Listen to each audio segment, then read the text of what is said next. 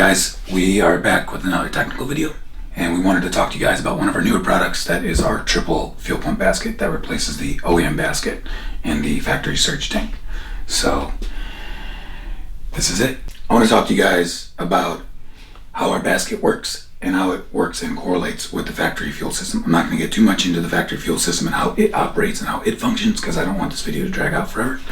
But I'm going to give you some snippets and then explain just why I designed our fuel basket and the starting point of what we refer to this as our RF-3 rogue fuel system, 3 pumps.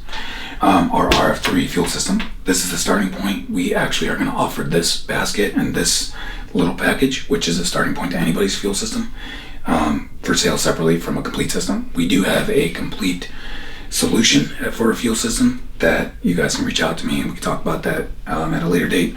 I have more parts that are coming to update that fuel system later too, but we do have a full complete solution for this. So getting into the basket, one of the things I kind of want to highlight on and talk about is a lot of people out there talk about their main fuel pump, which is a little itty bitty guy, and it's the same fuel pump as an RS3 fuel pump. So if you guys know what those are limited to, you know why the factory fuel system is limited, besides all the factory choke points that are worked in there. But that's one of the things. One of the main things is we replace the factory fuel pump, which becomes our new main pump, with an E5LM pump.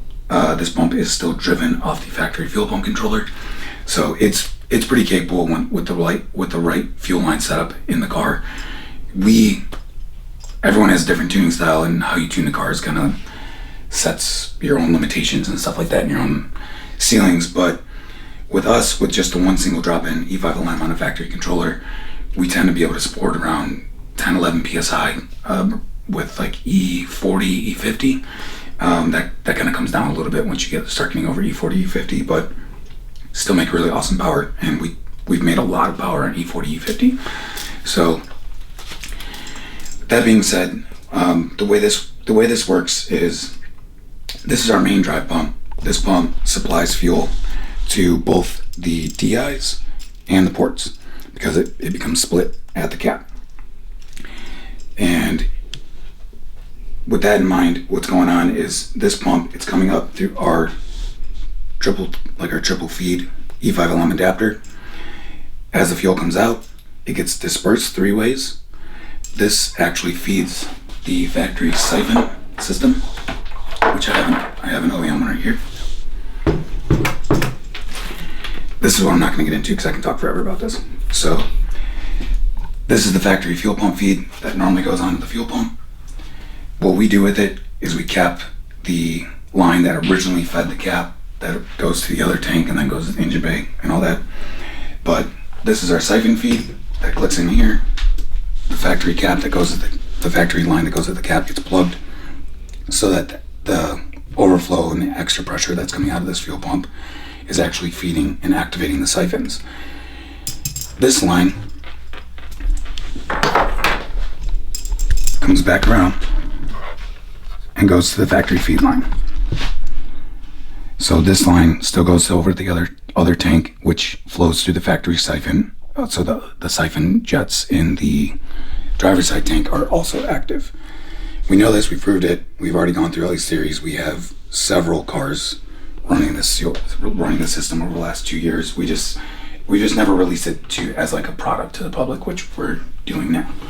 So going back to the limitations of this pump, let's say for example this pump on E85, let's say it's 85% ethanol.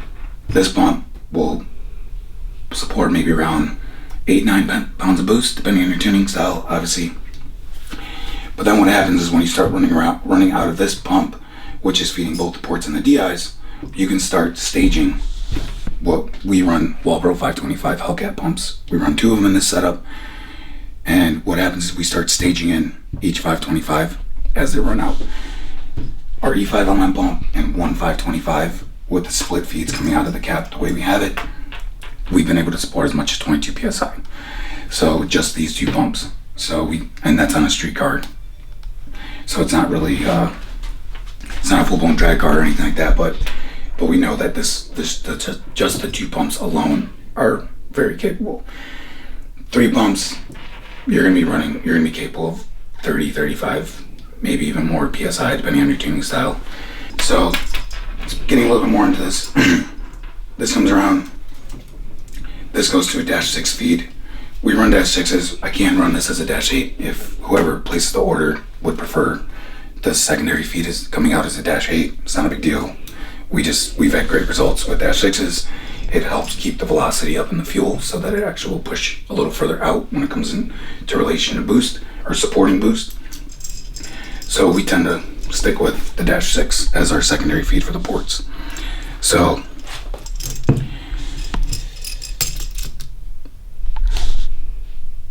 trying to blink. Where do I go from there? Brain work. Give you guys a little bit of a visual of how this kind of hooks up when it's in the tank. It's pretty simple. This drops in the factory location. These kind of loop, they cross loop each other, and you're able to pull it out. You have plenty of line to get this threaded on and tightened, and then put back on the tank. And that's kind of how it sits once it's all sitting in the tank. It's very simple, very compact, and it does a lot of work. So the one thing that's beautiful about keeping our basket in the factory surge tank is you can run your tank low. We've done test pulls on cars and we've monitored data. We've seen fuel pressure. We don't really start dropping fuel pressure until the red light on our R8 or Huracan's flashing. That's really the only time we're losing pressure. So you're pretty much out of fuel. But outside of that, you can run the fuel tanks really low, which is a benefit. You don't want to do it all the time, but if you want to get weight out of the car and bring it down to a quarter tank or even down to 1 bar, you can get a few passes in and not be worried about fuel pressure loss. Yeah, it's simple. There's not a whole lot of wiring. It's literally as simple. This comes with a plug that we pre-pin for you guys to re-pin into the factory plug. So this would literally, as it's going down, you're going to click it in. You're going to click these two in, your fuel lines, and you're pretty much ready to rock. So it's an awesome little system. It's done great by us. It's made a lot of power, and I'm excited to get it into some of your guys' hands. So perfect. Just to show you guys too how easy this actually goes into the factory basket and how much it actually is an OEM replacement part, which is one of my biggest goals with designing this. Is I wanted this to literally be as if it was a factory upgrade. So you can see how the OEM basket, how it sits. There's these locking tabs, or these locking channels with tabs that are inside of the factory surge tank. When you go to put this in the car, you put it in without the lines because it won't clear. But that's why we run quick connects. But it literally just drops right in there. And then the factory locks all work the way it's supposed to. And then you have your factory DI feed lines and your ports. So it's pretty simple. What we also include with this package is this little template with instructions, a little 3D printed part. You just slip it on here and it gives you 2 center points for drilling. And the instructions, we tell you what size to drill these to. Also very simple, so you can retain the OEM cap. In our instructions, we recommend RTDing these and some other stuff so that they guarantee seal, because I know some people are gonna probably harp on that because it's an OEM fuel cap. But the reason we like keeping these is it's really hard to replace these plugs unless you get them custom made, and a lot of people don't like doing a lot of wiring. So this is actually the simplest way that we've figured out to just keep the installation as simple as possible. Once these are RTV'd and sealed right, they never leak. So we haven't had issues with them. It's a beautiful thing. One of the other things I kind of wanted to talk about is trying to make this video quick, so I'm trying to talk through this stuff kind of quick. We run the 2 Walbro 525s instead of 2 E5 LMs. There's another fuel system that's on the market where there's 2 E5 LMs. It works great. It's a different ideology behind it. Similar concept, but it's different. The execution's different from what we've done or I've done. And one of the things that we've heard a lot of people talk about, because I've showcased this a little bit on some of the Facebook groups and stuff like that. But a lot of people brought up that these pumps introduce heat into the fuel system. if anyone wants to talk about that, I will happily debate that all day long, because the factory fuel tanks are within 6 inches of the factory headers.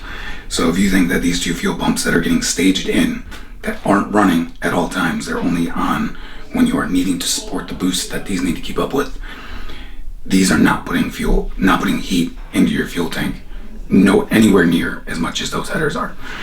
So that being said, I have put heat guns on these. I put heat guns on the fuel tanks on dynos. They're not increasing fuel temperatures, I promise you. So that's kind of it. We run AI fuel filters on the 525s to keep them compact. This is a factory Walbro E511 filter. AI doesn't make them yet. We're trying to convince them to do it. If they do, great. But this fuel filter setup works great too. Besides that, so this is the start of the fuel system. We're going to do a couple more of these videos that explain some other aspects to the fuel system at a later date. We just didn't want to do it all in one video because we're trying to keep these a little shorter for you guys. But if you have any questions, you guys want to reach out, email, inquire about one of these. We have these pretty ready to go. We have a ton of these on hand, and they're for the most part ready to ship. Besides, I got to assemble them and get them out. But yeah, we're going to do more. And then if you guys have any questions about anything else, feel free to ask too, because I do know how the factory fuel system works in its entirety, and that was kind of the premise and backing to where a lot of our design came from. So yeah, look forward to talking to you guys.